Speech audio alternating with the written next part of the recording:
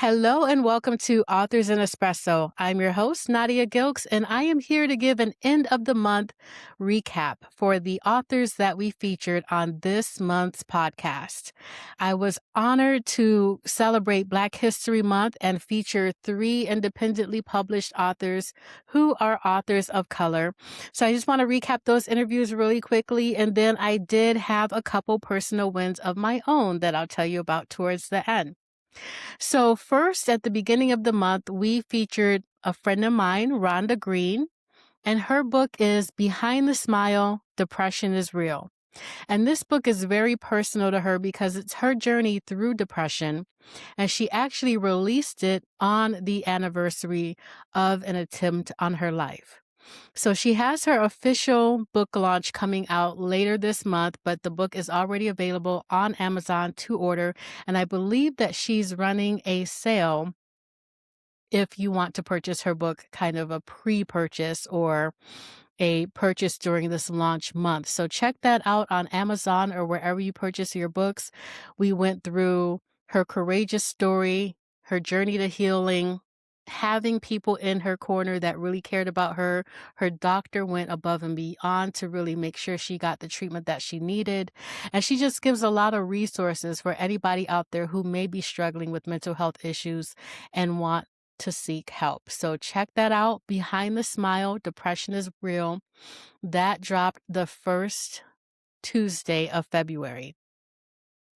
Then we went on to interview James Jeffley, a fellow Toastmaster of mine, and he wrote Unfect, a structural framework for navigating resistance to organizational change. So he works with a lot of Fortune 500 companies, a lot of executive leaders, and he does a lot of leadership coaching one-on-one. So his book addressed how human factors like fear, ego, and culture, that's where FECT comes from, FEC, when they go unchecked in the workplace or they're not completely understood, that causes your change initiatives to fail. So check out his book. And then he mentioned another book that he had released right after that. I don't remember the name of the book, but you can listen to the podcast because he mentions it. So he has released quite a few books back to back. His brainstorming sessions through ChatGPT and his ability to write and turn around books is absolutely incredible. And we also talked a little bit about his writing journey, his publishing journey, and he's also a musician and a minister. So we threw that in there as well because I like to document all of a person's journey. So James Jeffley, that was week 2, Unfect. In the third week, we featured Jesse Oakley III, or Jesse Oakley III, as he likes to say. I've known Jesse for several years. He's a friend and fellow Toastmaster of mine. And we talked a lot about his leadership journey. I mentioned it in the podcast. I'll say it again. He's probably one of the most well-read people that I know. He is addicted to leadership books, and he has gone all the way up the chain in Toastmasters to sit at the board of directors table, wrapping up his term as international director just a couple years ago. And I was honored to work on his campaign. So it was nice to work on a winning campaign. But his book is Greetings, Happy People. Now, he wrote this, I think, more than 10 years ago, but it's always timely because it is a short read, but it's full of positivity, leadership tips. He draws from his life experiences. He talks about intentional living and being happy on purpose. So that message always resonates and can always be timely. So it was nice to have him join me on the podcast as well. So that, again, my first time featuring 3 authors in a month. I would love for that to continue. I definitely want to get to the point where I'm interviewing someone every week so that I kind of step out of the picture a little bit. I do enjoy giving writing tips and publishing tips, and we'll do that as needed, but I really want to highlight indie authors. So I loved having them. If you or someone you know is a newly published author and you would love to be featured, please let me know. Drop me a line, send me a message so that I can feature you on the podcast. Now, for my personal milestones that I mentioned earlier, I did have a couple wins this month, and I was really, really excited. A little nervous at first, but really excited. So, the first big milestone was that I was asked to moderate a panel for a Black History Month celebration. Now, I have been a panelist before. It's very easy when the questions are coming your way. Because you just show up, talk about your expertise, and leave, and it's very easy. But there's a little bit of an art to actually moderating a panel, keeping the conversation flowing, making sure that you're asking questions that are pertinent to the guests and that the audience is going to take something away from. And so I really just wanted to make sure that the event went well, and it was amazing. There was so much networking happening after the event. So I knew that people really were able to hear the guests and take things away from that celebration. So I was really honored to feature Commissioner William McCurdy II, who is over District D here in Las Vegas. He was born and raised here, and now he's a commissioner over the area that he was raised in. Dr. Tia Mathis Coleman, who is the Deputy Treasurer of the state of Nevada, currently running to be Treasurer. Jeannie Gay, a mental health professional serving in the women's prison here in Las Vegas, and Kenyatta Lewis, who is an executive leader at MGM, overseeing responsible supply chain operations. So that was an amazing panel. We wanted to hit several different areas: education, mental health, activism, and business relations. And so each one represented a different area in that regard. And the event was held in the new West Las Vegas Library, which was absolutely stunning. It was my first time in this facility. I missed the grand opening a couple months ago, but from what I could see, absolutely beautiful. Now, unfortunately, we ended just as the library was beginning to close.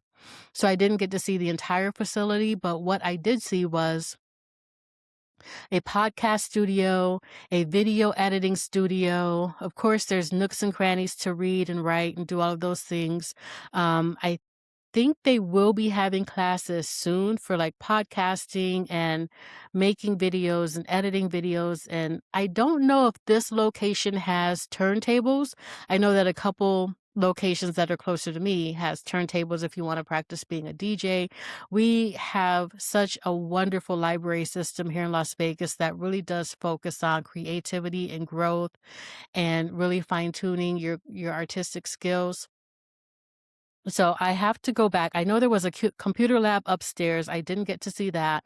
Lots of beautiful artwork on the wall. There's a small gallery within the library. I mean, they have so much. It was incredible. So I definitely have to go back. But the brand new library off of, excuse me, allergy season kicking up. I want to say it's off of MLK.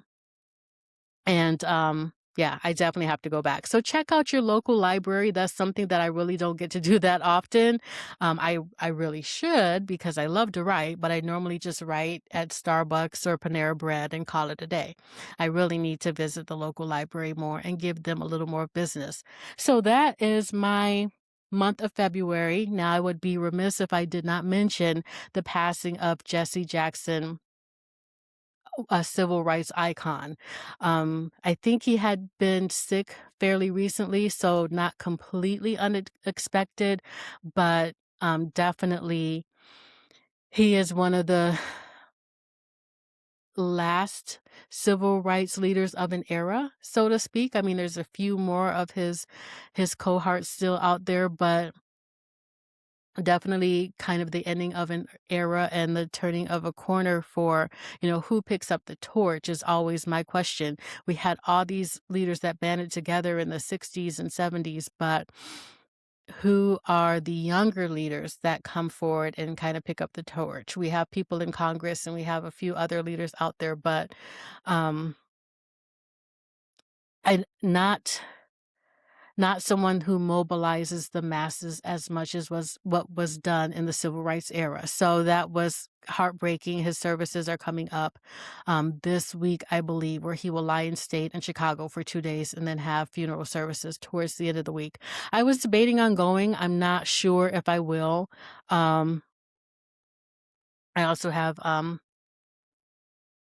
family family things going on too that may, take my attention and me somewhere else, but, I did consider that, and either way, I'll be watching if something is streamed, and yeah, that was very sad, and what was even sadder, to not see flags flown at half-staff. I know that Minnesota is going to do that, but I don't know what other states right now may on their own do that. Certainly, there's been no directive from, the top of our government, which, is sad but not surprising. So this is Black History Month 2026. I thank you for journeying with me. I thank you for tuning in. Thank you to the authors who were featured this month. Next month is Women's History Month. We have two amazing interviews already recorded. I just need to edit and put those out. So that would be the second and fourth week of March.